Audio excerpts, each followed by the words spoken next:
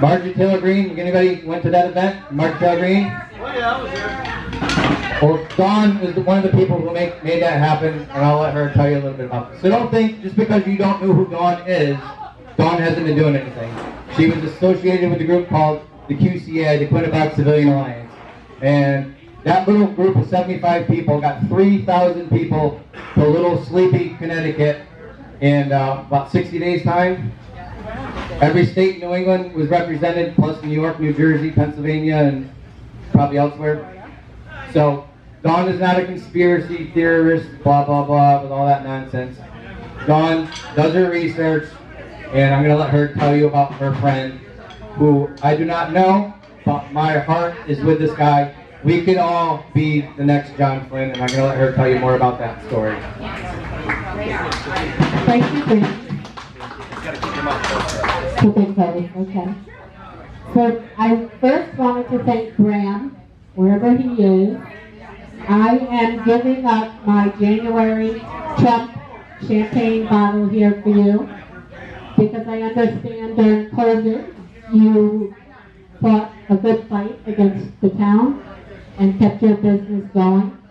So this Trump bottle here is for you, sir, and it specifically says 2021, a year that we finally learned to rise, right? Yeah. I met drummer Mike. I met a lot of people here from Marjorie Taylor Greene events. So if I don't remember meeting you specifically, please come up to me later, because that day was a big blur. But it was amazing because we had patriots like yourself. I so wish the Cadillac Ranch was further north, because I'd be frequenting it all the time. So with that being said, that is where I met John Flynn, was at the Marjorie Taylor Greene event. Him and I also went to a couple of General Flynn's events, where General Flynn was supporting General Bolda up in the state of New Hampshire. And that's where I started listening to John's adventures. So, too close? Is that a little bit better? Okay. So,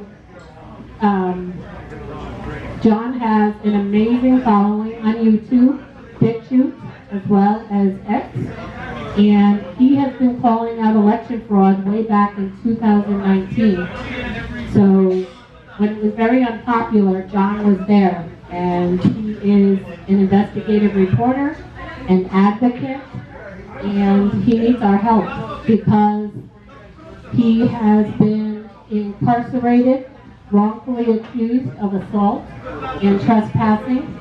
And any good advocate or news reporter or maybe investigative journalist, trespassing and assault charges are really frequent, right? Because you're going and disclosing things that people don't want you to know about.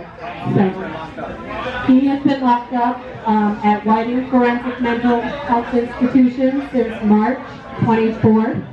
So he's been in there for 86 days, I believe it is now. And he has not been given a proper adjudication process. And I think that's what bothered me the most about John Flynn. A year prior to him getting mandated to Whiting, there is a court case where the judge deemed him competent to stand trial and represent and assist in his case. So I wanted to play that for you so that you can understand the evil John is up against. And he really does need our help. This is a court hearing. Settle down, will you? Here we go. Hear this. You gotta hear this. Settle down.